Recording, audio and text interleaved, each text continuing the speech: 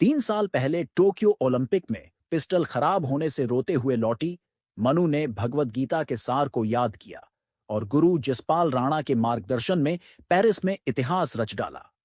मनु ने 10 metre air pistol स्पर्धा में निशानेबाजी रेंज पर 12 साल बाद भारत को ओलंपिक में ब्रांज दिलाया। प्रधानमंत्री नरेंद्र मोदी ने पदक जीतने के बाद मनु से फोन पर बात करके उन्हें बधाई दी। रमिता जिंदल ने मेडल की उम्मीद जगाई। राइफल निशानेबाजों रमिता जिंदल और अर्जुन बबूता ने भी महिला 10 मीटर एयर राइफल और पुरुष 10 मीटर एयर राइफल के फाइनल में जगह बनाकर पदक की उम्मीद जगाई।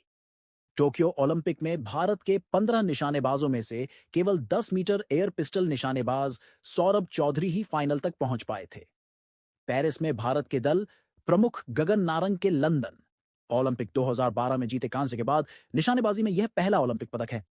बबूता ने क्वालिफिकेशन में 7वें स्थान पर रहते हुए पुरुष 10 मीटर एयर राइफल स्पर्धा के फाइनल में जगह बनाई। 25 साल के बबूता ने 105.7, 104.9, 105.5, 105.4, 104.0 और 104.6 अंक की सीरीज के साथ कुल 630.1 अंक जुटाए।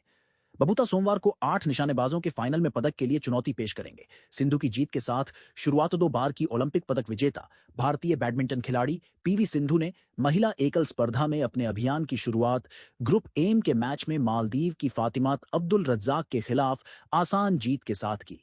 लगातार तीसरे ओलंपिक पदक के लिए चुनौती पेश कर रही सिंधु और फातिमा के बीच का अंतर साफ नजर आया। भारतीय खिलाड़ी ने अपने से कम रैंकिंग वाली खिलाड़ी को सिर्फ 29 मिनट में सीधे गेम में 21-9, 21-6 से शिकस्त दी। शरद कमल हारे, मनिका और श्रीजा जीती भारत के स्टार।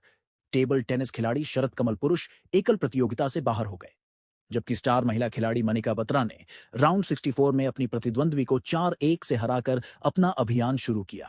18वीं वरीय मनिका ने 41 मिनट में ब्रिटेन की अन्ना हर्से को 11-8, 12-10, 11-9, 9-11, 11-5 से मात दी। अब मनिका का सामना 31 जुलाई को राउंड ऑफ 32 मैच में फ्रांस की 12वीं वरीय प्रीतिका पवाड़े से होगा। इससे पहले श्रीजा ने स्वीडन की क्रिस्टीना कलबर्ग पर 4-0 की शानदार जीत के साथ राउंड ऑफ 32 में प्रवेश किया।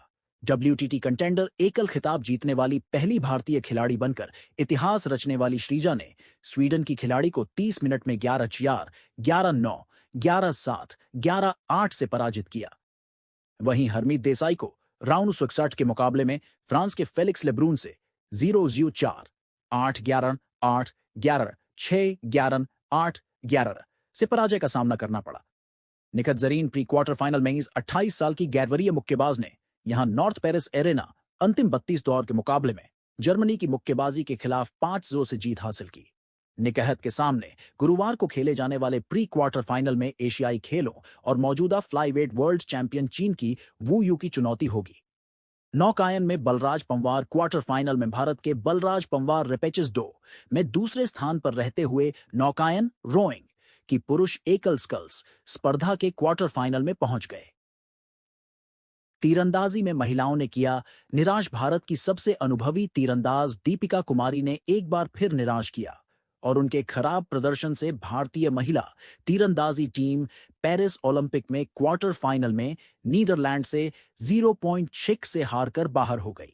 भारतीय टीम की सबसे युवा खिलाड़ी हरियाणा की 18 वर्ष की भजन कौर ने 60 में से 56 अंक बनाए, लेकिन दीपिका और अंकिता भक्त जैसे अनुभवी खिलाड़ी कमजोर कड़ी साबित हुए। दोनों का स्कोर 50 के पार भी नहीं रहा। भारतीय टीम 48 से हार गई। भारत के नंबर 1 खिलाड़ी सुमित नागल पुरुष एकल टेनिस प्रतियोगिता के 3 सेट तक चले। पहले दौर के मुकाबले में फ्रांस के कोरेंटिन मॉटेट से हारकर बाहर हो गए।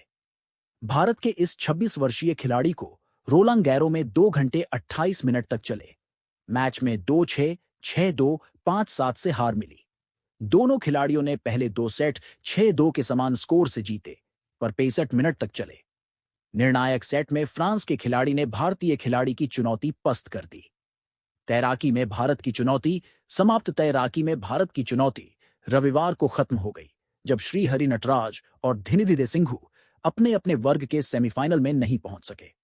नटराज 50 सेकंड की टाइमिंग के साथ 100 मीटर बैकस्ट्रोक में अपनी हीट में संयुक्त दूसरे स्थान पर रहे थे।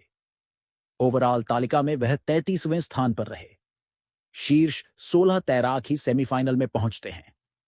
नटराज का निजी सर्वश्रेष्ठ प्रदर्शन प्रति चंपी 77 सेकंड का है।